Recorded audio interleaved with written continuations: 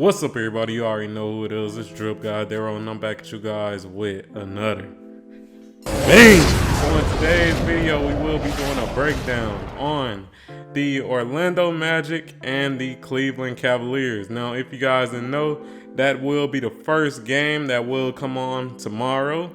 It will be the first game to kick off the playoffs. So with that being said, we will break these two teams down, and then I'll give my opinion on which team I believe will win the series. Now, before we do get into that, I do want to shout out all the subscribers, all the people who watch the videos, because without you guys, hey, this channel wouldn't be where it's at right now. Y'all already know, road to 1,000 subscribers. So if you new, please subscribe. And with all that being said, let's switch over and let's get right into it. All right, so as you guys can see, we do have a play-in, a playoff bracket right here. Just so you guys know, y'all know that I like to always show the playoff bracket so that we can see exactly what's going on. And right over here, you see the Cleveland Cavaliers as the number 4 seed against the number 5 seed in the Orlando Magic. Now, as you guys can also see, their records aren't too different, you know. It's literally by 2 games. So with all that being said, well, it's literally by 2 games. So with all that being said, let's switch over to the Cleveland Cavaliers so that we could take a look at their regular season schedule and the matchups between the Orlando Magic during the regular season. So as you guys can see, we have the Cleveland Cavaliers schedule right here, and we will scroll through it until we see the Orlando Magic. So let's get it, man. Let's scroll through this until we see the Orlando Magic. So I do see their first run in. It looks like they won that game 121-111. Seems like it was a pretty close game. 35 points for Mitchell. Looks like Allen got 11 rebounds. Garland got 9 assists. So nice. Let's keep it moving. We see a second game against Orlando. They actually lost this game. Garland had 36 points. Looks like Thompson had 13 rebounds, and Garland had 5 assists. All right. So they're 1-1 currently. Let's keep scrolling through it until we find that third game. Okay, third game, they actually got a dub, 126-99. Merrill scored 26 points. Allen got 11 rebounds, and Mitchell got 13 assists. So they're currently 2-1 against the Orlando Magic. And for the final game, right here, it looks like they lost. So it was 116-109, close game. Allen got 18 points, Allen got 10 rebounds, and Garland got 10 assists. So they split the pair. Now let's switch over and let's take a look at these two teams when it comes to their stats and things of that nature, so that we can see what they're really good at. So as you guys can see, we got the Cleveland Cavaliers stats right here. So when it comes to points per game, it looks like they're 20th out of 30th, so they don't score that many points. Offensive rating, they're 18th out of 30th, so their offense isn't that great. It isn't that efficient. When it comes to opponents' points per game, they are 7th out of 30th. So with that being said, they do limit their opponents' points per game to a pretty low amount, top 10.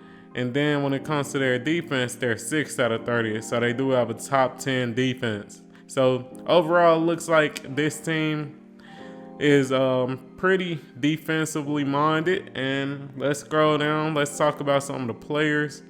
And let's also, before we do go down, let's take a look at the injury report over here.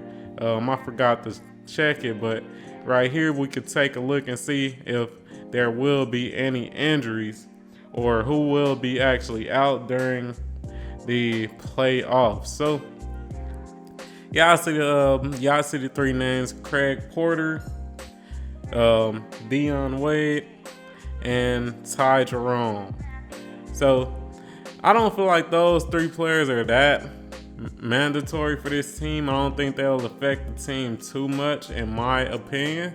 And now to switch back over to the players and just the stats in general. Let's scroll down through this. And right here we got the team and opponent stats. So when it comes to the 3-point attempts, they're 8th in the league. 3-point percentage, they're 15th. So they do actually shoot a decent amount of threes. That's something that you definitely want to lock in on if you're the Orlando Magic. Another thing, when it comes to assists, they're 8th. So they do pass the ball fairly well. When it comes to turnovers, 17th. So they are prone to turn over the ball a decent amount, unfortunately. That's something you don't want to see. And besides that, I feel like that's the only thing that really sticks out. Another thing I guess I could say is 2-point percentage, 8th in the league, but they're literally at the bottom of the pack when it comes to 2-point attempts. So they don't really get in the paint too often. But let's scroll down. Let's talk about the players. So in this series, I think Donovan Mitchell is the best player, in my opinion. He's definitely the best player, has the most playoff experience out of all the stars within, and pretty much all the players within this series. So I definitely think that'll play a part. Can he lead this team? That's the thing. Can he lead this team? I think he got a good chance of leading them. Shout out to Darius Garland, young player. He's been playing fairly well this year. His points is at 18. You like to see that be up a little bit more, but overall he done had a pretty good year. 37% from the 3 on 6 attempts, and he definitely a great passer. 6.5 assists. And one thing that I do like about this team is, or the guards on this team, is that they both split up the passing load. You know what I mean? When it comes to Donovan Mitchell, he got 6 assists as well. So Darius Garland and Donovan Mitchell, they both split up that passing load. And regardless of if you only have one of them on the court, you will still have a player who can pass the ball well. So that's something I definitely like. Max Struss, he a pretty good defender. We definitely gonna need good defense out of him if you are a Cavs fan. I'm not a Cavs fan. I don't know why I said we, but yeah, if you're a Cavs fan, you definitely want to see him play some good defense. The Twin Towers and Evan Mobley and Jared Allen. And this year, I feel like they've been kind of underutilized a little bit, especially Evan Mobley. But I do think that they could definitely make an impact just because of their size. I think their size will play a big part in slowing down a player like Banchero, especially if he wants to get to the paint. I think that's definitely going to deter the Orlando Magic team from going to the paint. And I think that'll be a key factor within this series. Besides that, they got a pretty solid bench, Karis LeVert, Isaac Okoro, Niang. You want Niang to hit his open threes.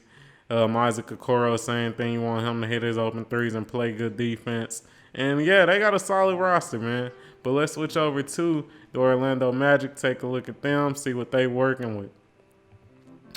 All right, so with the Orlando Magic, it's pretty similar to the Cleveland Cavaliers. They're an defensive-minded team.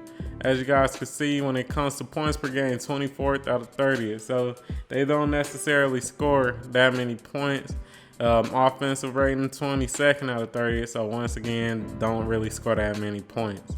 Now, when it comes to opponents' points per game, they're 4th out of 30th. So they're actually they actually limit their opponents to less points than the Cleveland Cavaliers. So that's definitely nice. In defensive rating, it shows 2nd out of 30. So they have a top 5 defense. So that's definitely good. And like I said, I think this series is definitely going to come down to the defense. Now let's scroll down to the team stats just so that we could get a better idea of that. So when it comes to the team stats, the things that stick out to me is just the steals and the blocks. So they're top 5 when it comes to steals per game on this team, and also they are 13th when it comes to blocks. That's something you definitely like. The thing that may actually be their detriment is the turnovers. They turn over the ball a lot. They're 24th in the league when it comes to that. That's something that you really don't want to see, especially going into the playoffs. Now, when it comes to free throw attempts, they're actually first. So that's something else that I feel like will be very important when it comes to this team, especially in the playoffs, free throws. So with that being said, let's scroll down and let's take a look at the players. So you got Paolo Banchero. I think he's the best player on this team in my opinion. And like I was saying, most of those free throws comes from this man right here. He's averaging 7 free throw attempts per game, man. So that's definitely high. When it comes to his 3-point percentage, it could be better. It's only at 33%. But overall, he done had a good season. Pretty big, pretty long, pretty athletic. Pause. And yeah, he kind of a jack of all trades player, man. As you guys can see, when it comes to his stats, you got 5 assists, pretty much 7 rebounds. So he's pretty much a jack of all trades player. Can play decent defense as well. But like I was saying, you got to be careful with the turnovers, man. He's averaging 3 turnovers per game. That's something you don't want to see. Franz Wagner, he's also somewhat of a jack of all trades player. Could pass decently well as well, too. At 5, not 5, but at 3.7 assists per game, 5 rebounds. You like to see that be a little higher for his size. But overall, pretty good player. Can shoot the ball okay, but he's only shooting at 28% this year. But overall, he's still pretty good, especially in the paint. Jalen Suggs, he's revived his career, plays great defense. That's his calling at this point. And yeah, man, I know that some of the stats may not stand out, but he's really bounced back, man. 39% from 3 on 5 attempts, which is great. He's definitely had a comeback season when it comes to being somewhat of a smaller 3-and-D player. So shout out to him. Wendell Carter Jr.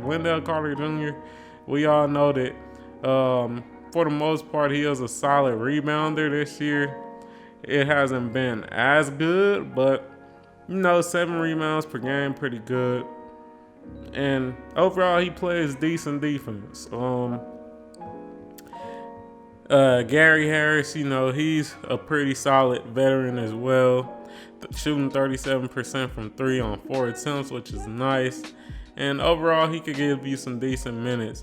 Cole Anthony, he also plays pretty good defense, in my opinion. And overall, man, just to give my thoughts on which team will win. Now, my thoughts on which team will win is I got the Cleveland Cavaliers. The reason I got the Cleveland Cavaliers is just because they have more playoff experience.